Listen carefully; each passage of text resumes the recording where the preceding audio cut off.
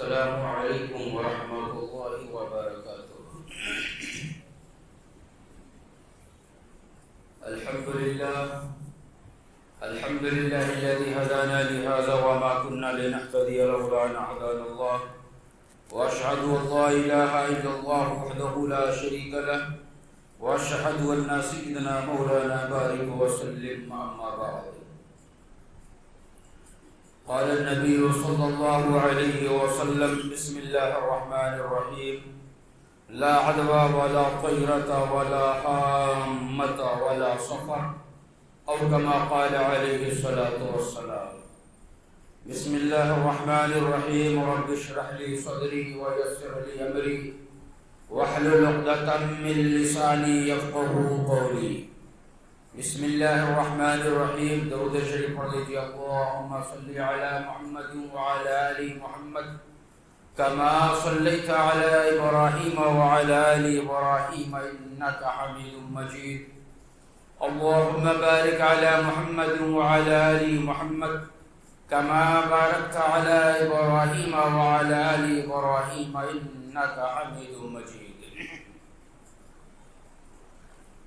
محترم بزرگوں، دوستوں اور عزیز ساتھیوں، اللہ تبارک و تعالیٰ کا لاکھاں شکر و احسان ہے کہ اللہ تبارک و تعالیٰ نے ہم سبوں کو جمعہ کا مبارک دن عطا فرمایا اور جمعہ کی نماز ادا کرنے سے پہلے چند باتیں قرآن و حدیث کی روشنی میں سننے اور سنانے کا موقع عطا فرمایا۔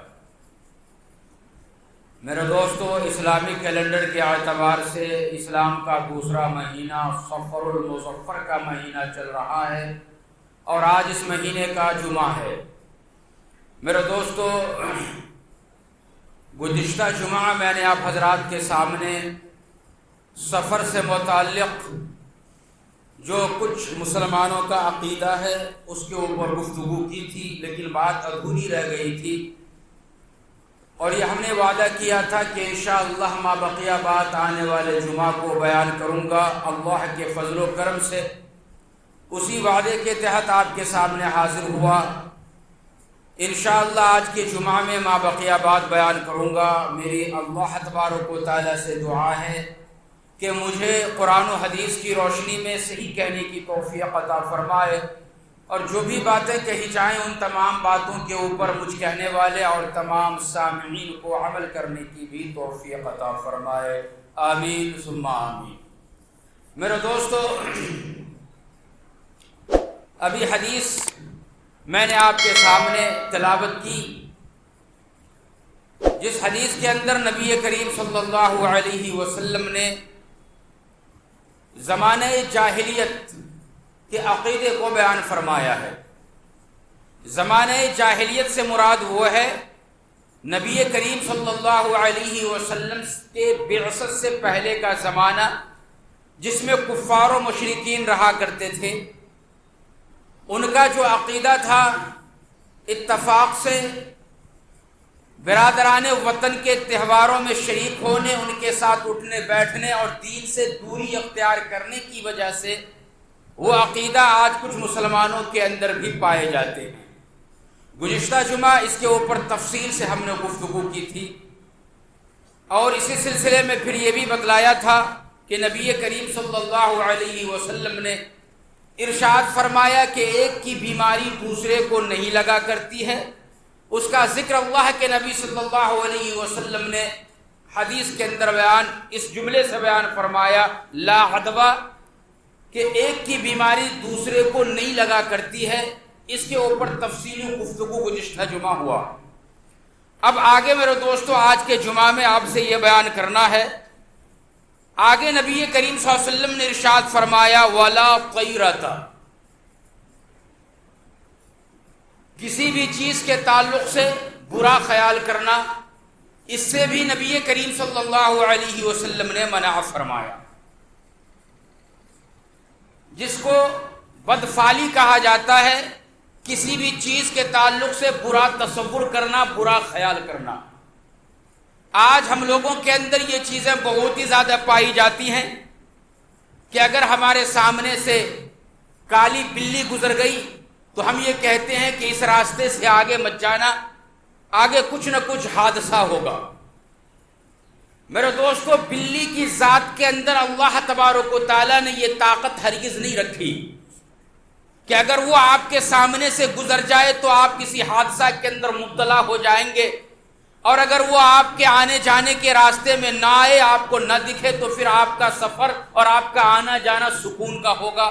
ایسا ہرگز نہیں ہے، بلکہ اللہ نے انسان کو پیدا کرنے کے بعد، میں نے گزشتہ جمعہ کہا تھا کہ اللہ نے ساتھ میں تقدیر کو بھی بنایا، اور تقدیر کے اندر انسان کے بعد لکھ دی گئی کہ دنیا میں یہ کس طریقہ پر رہے گا، کن پریشانیوں کا سامنا کرے گا، کن مصیبتوں کا سامنا کرے گا، کیا کیا خوشیاں ان کی زندگی میں آئیں گی۔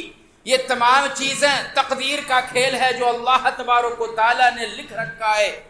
اب اگر تقدیر میں لکھا ہے کہ یہ راستہ ہمارے لیے خطرناک ہے، اب چھ جائے کہ بلی وہاں سے گزرے یا پھر نہ گزرے، جب اللہ نے لکھ رکھا ہے تو ایسی صورت میں وہ ہو کر کے رہے گا۔ یہ الگ بات ہے کہ اللہ تبارک و تعالیٰ نے دعاؤں کے اندر بھی تاثیر رکھی ہے کہ جب ہم اللہ تبارک و تعالیٰ سے دعا کرتے ہیں تو اللہ تبارک و تعالیٰ ہماری اس دعا کی برکت کی وجہ سے بری تقدیر کو اچھے تقدیر میں تبدیل کر دیتا ہے۔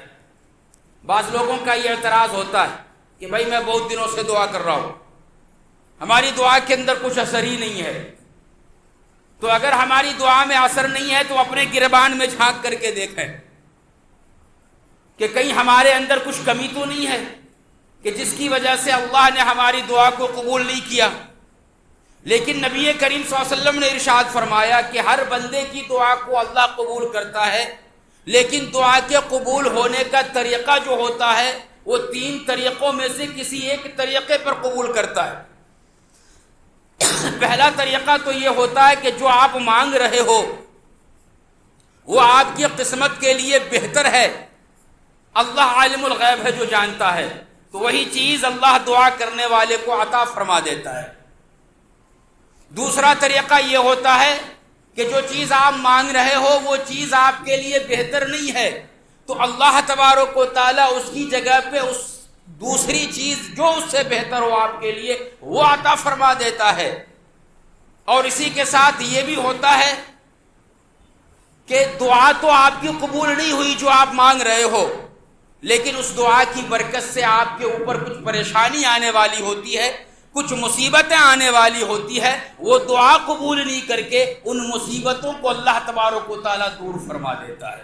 تو دوسرا طریقہ یہ ہوتا ہے۔ اور تیسرا طریقہ یہ ہوتا ہے کہ دنیا کے اندر وہ دعا اثر انداز نہیں ہوتی، بلکہ اللہ تبارک و تعالیٰ آخرت میں اس کو بدلہ نصیب فرمائے گا، عطا فرمائے گا۔ بندہ حیران ہوگا کہ یا اللہ اتنا بڑا انعام آپ نے ہمیں دیا ہے، میں نے کون سا بڑا کام دنیا میں نیک کامال کیا تھا؟ اللہ کہے گا کہ میرے بندے تم نے فلاں فلاں دعا کی تھی، قبول ہوئی تھی۔ بندہ کہے گا کہ بعض ہوئی تھی بعض نہیں ہوئی تھی، تو اللہ تبارک و تعالیٰ اس وقت میں ارشاد فرمائیں گے کہ میرے بندے جو دعا دنیا میں تم نے مانگی اور قبول نہیں ہوئی اسی کا بدلہ آج تمہیں آخرت میں دیا جا رہا ہے۔ تو پتہ ہے اس وقت میں بندہ کیا کہے گا؟ اللہ کے نبی نے ارشاد فرمایا بندہ یہ کہے گا اے کاش میری ایک بھی دعا دنیا میں قبول نہیں ہوئی ہوتی، میری ایک بھی دعا دنیا میں قبول نہیں ہوئی ہوتی۔ آج دعا قبول نہیں ہوتی ہے تو ہم مایوس ہوتے ہیں، ایک دوسرے سے شکایتیں کرتے ہیں، لیکن جب آخرت میں انعام دیکھے گا تو وہ کہے گا کہ اے کاش ایک بھی دعا دنیا میں قبول نہیں ہوئی ہوتی، اور سارا کا سارا بدلہ آخرت میں اللہ تبارک و تعالی ہمیں عطا فرما دیتا۔ بہرکیف میرے دوستو، قسمت میں جو بات لکھی گئی ہے وہ ہوگی۔ یہ الگ بات ہے کہ دعا کرنے کی وجہ سے اللہ تبارک و تعالیٰ بعض تقدیر کی باتوں کو پلٹ دیتا ہے اور ان کے اوپر سے مصیبتوں کو ہٹا دیتا ہے۔ اگر یہ بات ہوتی کہ کالی بلی کے سامنے سے گزر جانے کی وجہ سے راستہ پرخطر ہو جاتا ہے، حادثات اس کے اندر سامنے سے آ جاتے ہیں، تو بھائی ایسی صورت میں تو حکومتوں کو چاہیے کہ چورستے کے اوپر ریڈ بتی کیا کہتے ہیں، ریڈ بتی، لال بتی اور ہری بتی کی جگہ پہ وہ کالی بلی کو اس طریقہ پر گزار دے کہ دیکھنے میں یہ آتا ہے کہ ریڈ بتی جلتی ہوئی ہوتی ہے، اس میں سینن توڑ کر کے آدمی نکل جاتا ہے، اور یہ کالی بلی کے اندر اگر اتنی طاقت ہے تو اسی کو سامنے سے گزار دے۔ کیا ہمت ہے کہ وہ سامنے سے گزر جائے کوئی بھی آدمی؟ تو میرے دوستو، کسی بھی جانور کے اندر کوئی طاقت نہیں ہے کہ وہ کسی کو نقصان پہنچا دے. کسی بھی انسان کے اندر کوئی طاقت نہیں ہے کہ وہ کسی کو نقصان پہنچا دے جب تک اللہ تبارک و تعالیٰ نہ چاہے. تو یہ عقیدہ کفار و مشرکین کے اندر زمانے جاہلیت میں تھا. آج بدقسمتی سے ہم مسلمانوں کے اندر بھی اس طرح کا عقیدہ پیدا ہو چکا ہے. اور یہی نہیں میرے دوستو، بلکہ اس کے علاوہ اگر گھر کے اندر نئی نویلن دلہن آئی، بہو بن کر کے آئی، بیوی بن کر کے آئی، اور آنے کے ایک ہفتے کے اندر یا آنے کے بعد یا ایک مہینے کے اندر گھر کا اگر کوئی آدمی بیمار پڑ گیا یا پھر انتقال ہو گیا، تو ایسی صورت میں اس گھر کی دلہن کو منحوس سمجھا جاتا ہے، اور یہ کہا جاتا ہے کہ ان کے قدم نعوذ باللہ اچھے نہیں ہے، ان کے آنے کی وجہ سے گھر میں مصیبت آئی اور گھر کا بڑا آدمی جو ہے انتقال کر گیا. رب کائنات کی قسم ہے، نبی کریم صلی اللہ علیہ وسلم نے ارشاد فرمایا کہ جب اللہ تبارک و تعالیٰ نے انسان کو پیدا فرمایا تو پیدا فرمانے کے ساتھ ہی ان کی موت اور حیات کو بھی پیدا فرما دیا. چنانچہ انسان کے دونوں آنکھوں کے درمیان میں اس کی زندگی لکھ دی گئی کہ اس دنیا میں کتنا دن وہ زندہ رہے گا اور کتنے دن کے بعد وہ مرے گا، کب اور کہاں مرے گا، وہ وقت بھی اللہ تبارک و تعالیٰ نے تعین کر دیا ہے. اب اگر آپ کے گھر میں نئی نویلن دلہن آئے یا نہ آئے، جب وقت متعین کر دیا ہے کہ گھر کا فلاں سربراہ مرے گا تو اس دن میں وہ مر کر کے رہے گا، چاہے کچھ بھی ہو جائے اور کسی بھی طریقہ سے آپ بچانے کے لیے کچھ بھی کر لو. تو یہ غلط عقیدہ کفار و مشرکین کے اندر زمانے جاہلیت میں پائے جاتے تھے. آج بدقسمتی سے ان کے ساتھ اٹھنے بیٹھنے کی وجہ سے، دین سے دوری اختیار کرنے کی وجہ سے یہ عقیدہ ہم مسلمانوں کے اندر بھی آج پایا جانے لگا ہے. اللہ حفاظت فرمائے میرے دوستو. پھر اس کے بعد اگر کوئی انسان اپنی قومیت کے حساب سے، ذات و پات کے حساب سے اگر کوئی چھوٹا ہے اور کوئی بڑے آدمی کی نظر صبح اٹھنے کے ساتھ ہی اس کے اوپر پڑ گئی اس کے چہرے پہ، تو یہ تصور کیا جاتا ہے کہ آج میرا پورا دن بیکار جائے گا، چونکہ اس منحوس نعوذ باللہ من ذالک اس کے اوپر ہماری نظر پڑ گئی. چنانچہ واقعات کے اندر ایک واقعہ بیان کیا جاتا ہے. ایک بھنگی باتھ روم کا صاف کرنے والا جو اپنی ذات کے اعتبار سے سب سے کم درجے کا ہے، لیکن یاد رکھیے میرے دوستو، اللہ تبارک و تعالیٰ کے نزدیک جو درجات ہوتے ہیں بلندی کے اور معیاری اور اس کے بعد سب سے نیچے درجے کا، وہ تقویٰ کے حساب سے ہوتا ہے. اگر مسلمان ہے اور اللہ کا ڈر اور خوف اس کے اندر ہیں، قرآن حکیم کے مطابق اپنی زندگی کو گزارتا ہے، نبی کریم صلی اللہ علیہ وسلم کا سچا عاشق ہے اس حساب سے کہ نبی کریم صلی اللہ علیہ وسلم کے فرمان کے اوپر وہ عمل کرنے والا ہے، تو ایسی صورت میں یہ شخص اللہ تبارک و تعالیٰ کے نزدیک متقی ہونے کی وجہ سے، عاشق رسول ہونے کی وجہ سے اس کا درجہ اللہ تبارک و تعالیٰ کے نزدیک بلند و بالا ہے. تو کوئی بھی شخص ذات و پات کے حساب سے انسان کے نزدیک تو اعلیٰ اور عرفہ ہو سکتا ہے، ادنا ہو سکتا ہے، لیکن اللہ کے نزدیک وہی اعلیٰ ہوگا جو اللہ کے حکم کے مطابق اپنی زندگی کو گزارنے والا ہوگا. چنانچہ وہ بھنگی صبح اٹھتا ہے اور اتفاق سے شہر کا بادشاہ کہیں جا رہا ہوتا ہے. اس بھنگی کے اوپر بادشاہ وقت کی نظر پڑ جاتی ہے. تو بادشاہ وقت کی جب نظر پڑتی ہے تو ایسی صورت میں وہ کہتا ہے کہ آج کا دن پتہ نہیں کیسا ہوگا، اس منحوس بھنگی کے اوپر میری نظر پڑ گئی. تو وہ بادشاہ وقت دوپہر کا کھانا کھانے میں اسے تاخیر ہو گئی، تو فوراً بھنگی کو بلا لیا اور کہا کہ بھئی اسے قتل کر دو. تو بھنگی نے کہا کہ بادشاہ سلامت، آپ مجھے قتل کرنے کا فرمان جاری کر چکے ہو، لیکن بتلاؤ تو صحیح کس جرم میں قتل کیا جا رہا ہے، مرتا کیا نہ کرتا. کہا کہ بھئی سچ تو بولنا ہے. چنانچہ بادشاہ نے یہ کہا کہ میں صبح اٹھا، تمہارے منحوس چہرے کے اوپر ہماری نظر پڑی تو میں کھانا 1 گھنٹہ تاخیر سے کھا رہا ہوں.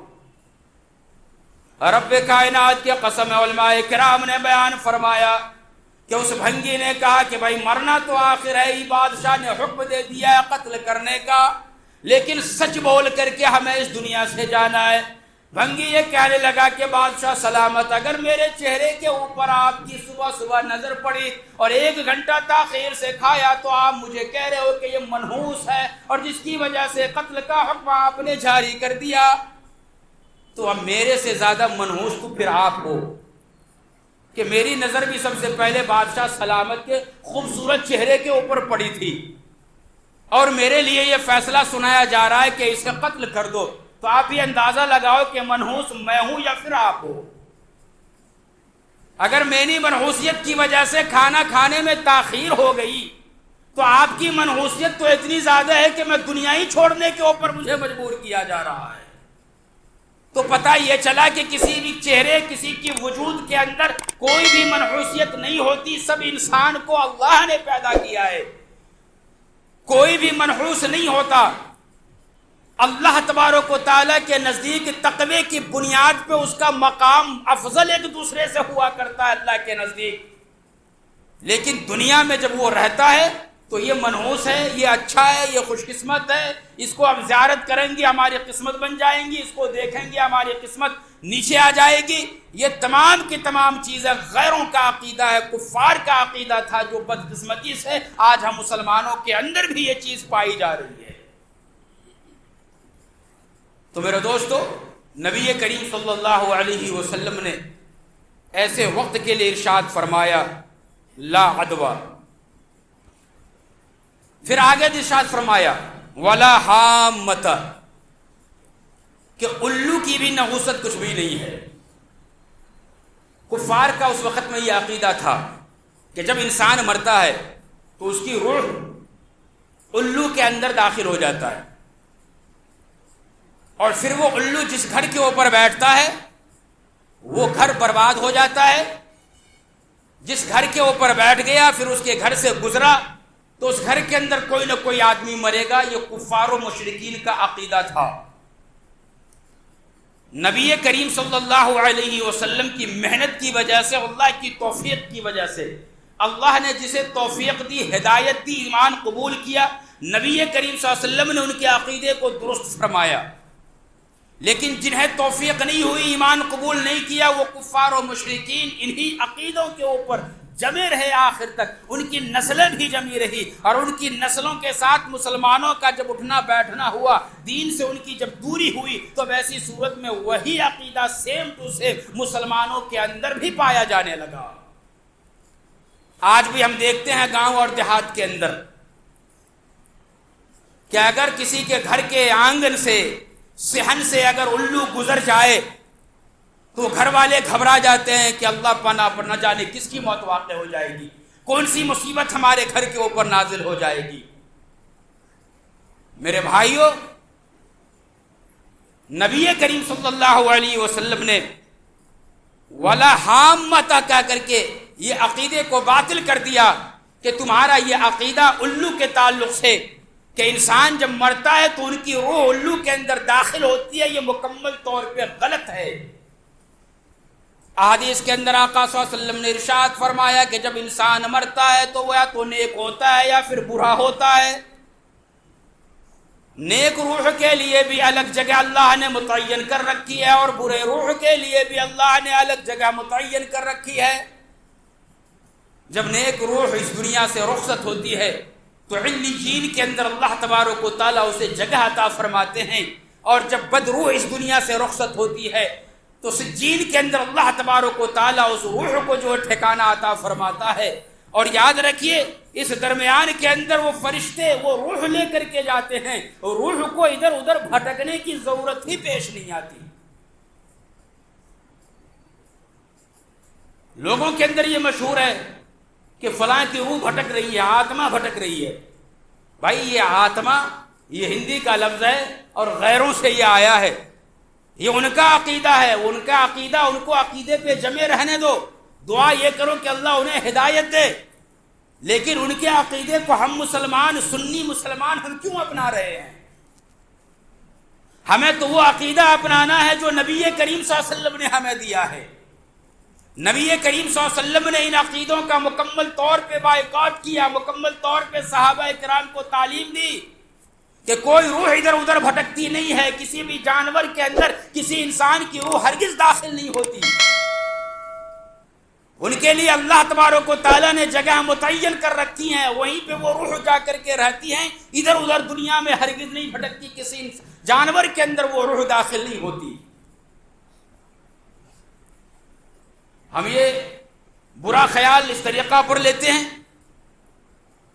کہ اگر کسی کے گھر کے اوپر اگر کوا بولنے لگ جائے تو یہ کہتے ہیں کہ بھائی اب اس گھر میں مہمان آنے والا ہے، ہاتھ اگر کھجانے لگا سیدھا ہاتھ تو پیسہ آنے والا ہے، بایاں ہاتھ اگر کھجانے لگ گیا تو مصیبت آنے والی ہے، دایاں ہاتھ آنکھ اگر پھرکنے لگ گئی تو ہم یہ کہتے ہیں کہ کوئی اچھا کام ہونے والا ہے، بایاں آنکھ کے اندر اگر حرکت آ گئی تو کہتے ہیں کوئی برا کام ہونے والا ہے۔ تو میرے دوستو، اگر ہم نیک فعال لے رہے ہیں، اچھا اگر سوچ رہی ہیں تو یہ سوچئے، اچھا آپ سوچ رہے ہیں تو اللہ انشاءاللہ آپ کے ساتھ اچھا کرے گا، لیکن اگر آپ نے برا تصور کیا اور برا سوچا ہے تو ایسی صورت میں برا آپ کے ساتھ ہوگا، اللہ نہ کرے ایسا ہو۔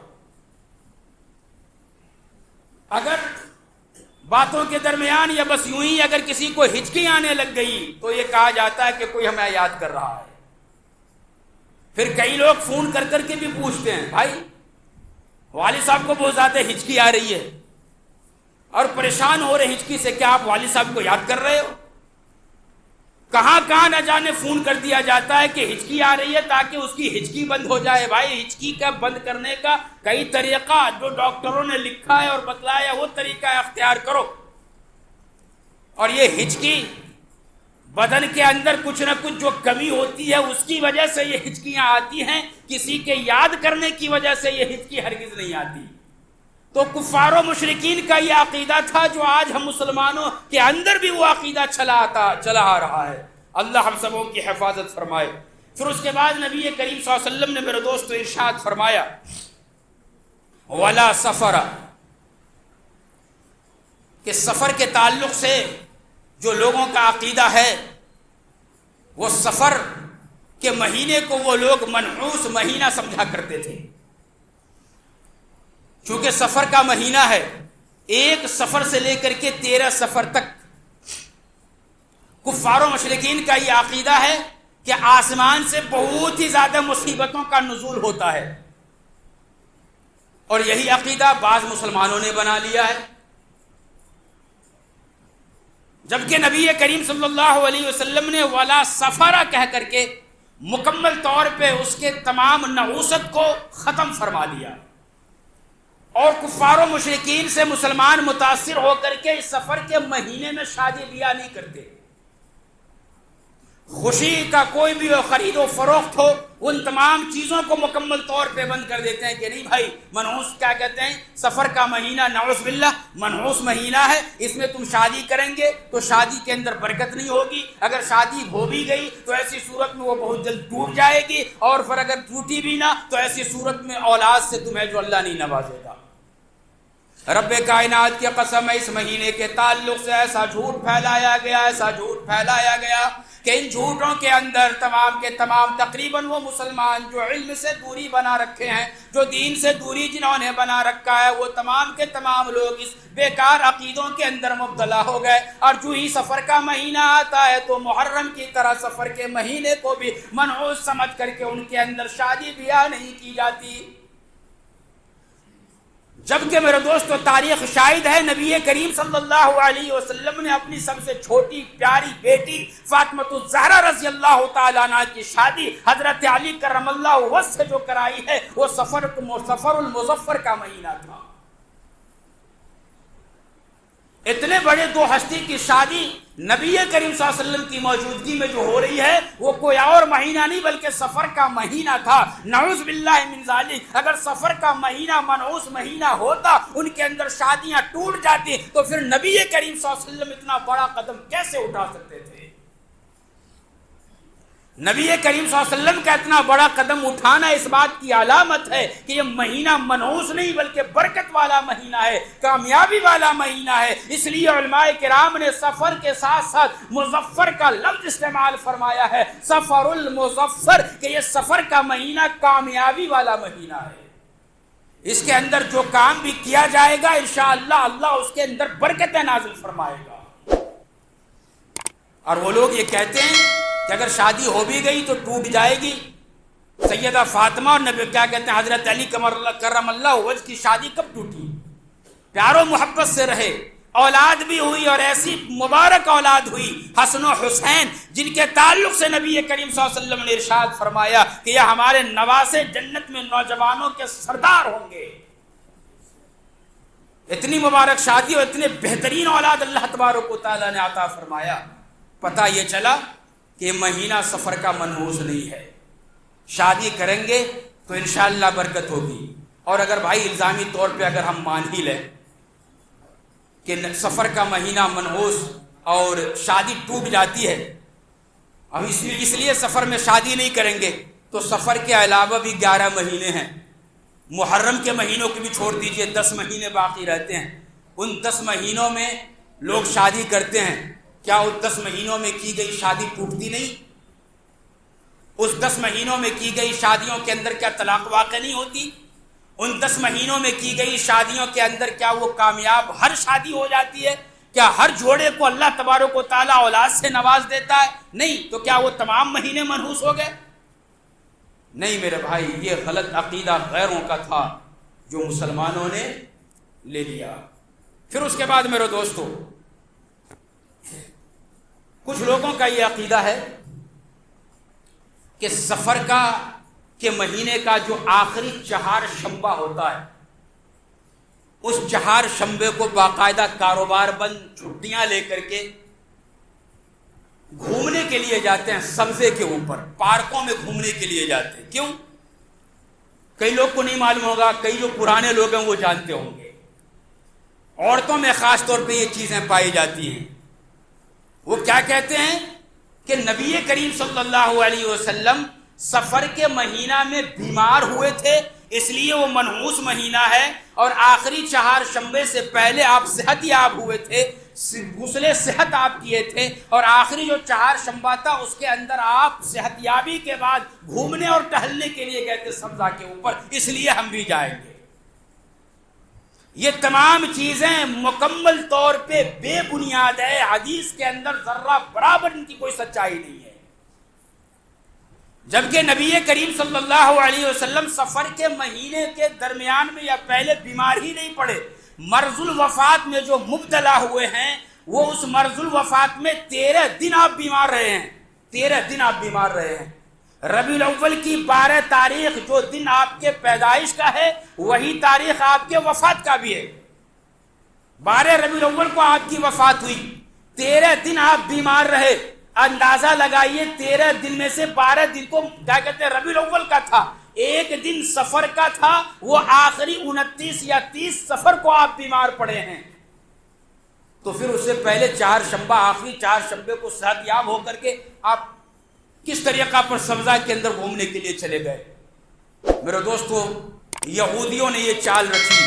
جب نبی کریم صلی اللہ علیہ وسلم مرض الوفات میں مبتلا ہوئے، آپ کے چچا حضرت عباس رضی اللہ تعالی عنہ نے آپ کی اس بیماری کو دیکھا اور پرکھا. یقین ہو گیا کہ اس بیماری سے آپ کو چھٹکارا ملنے والا نہیں ہے.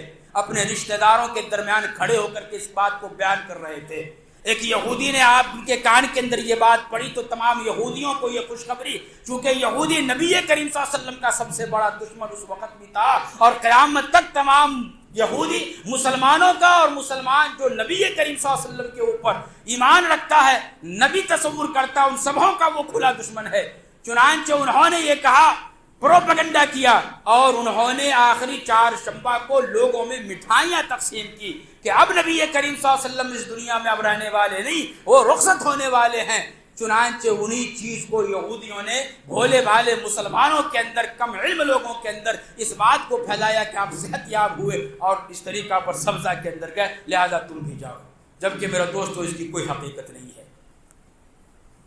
لیکن میں ان تمام لوگوں سے ایک بات کہنا چاہتا ہوں میرے بھائی کہ یہ بات تو ہمیں یاد رہ گیا، غیروں سے ہم نے سنا تو اس بات کے اوپر ہم نے یقین کر لیا کہ اللہ کے نبی صلی اللہ علیہ وسلم بیمار پڑے اور سبزہ کے اندر آخری 4 شنبہ کو گئے، لہٰذا ہم بھی چھٹی منا کر کے سبزہ میں گھومنے جائیں گے. یہ بات آپ کو یاد رہا، لیکن نبی کریم صلی اللہ علیہ وسلم کی وہ بات آپ کو یاد نہ رہی جو نبی کریم صلی اللہ علیہ وسلم نے کہا کہ نماز میرے آنکھوں کی ٹھنڈک ہے. وہ نماز ایسے لوگوں کو یاد نہیں. نبی کریم صلی اللہ علیہ وسلم نے زندگی میں حج کیا اور حج کے تعلق سے کہا کہ جو بھی صاحب استطاعت ہے زندگی میں ایک بار ان کے اوپر حج فرض ہے. ایسے لوگ حج کرنے کے لیے نہیں جاتے. اللہ نے لوگوں کو مالدار بنایا مسلمانوں کو اور کہا کہ سال میں ایک دفعہ تمہارے مال کے اوپر زکوٰۃ نکالنی ہے. ایسے لوگوں کو 4 شنبہ سفر کا کیا کہتے ہیں سفر المظفر کا یاد تو رہتا ہے، لیکن مالدار ہونے کی وجہ سے زکوٰۃ اس کے مال کے اوپر فرض ہے وہ یاد نہیں رہتا. ان باتوں کو ہمیں یاد کرنے کی ضرورت ہے. جو صحیح بات ہے وہ ہمیں یاد نہیں ہے، جو صحیح نہیں ہے غلط طریقہ پر ملا ہے اسے لوگ یاد کر کے اس کو زندہ کرنے کی کوشش کرتے ہیں.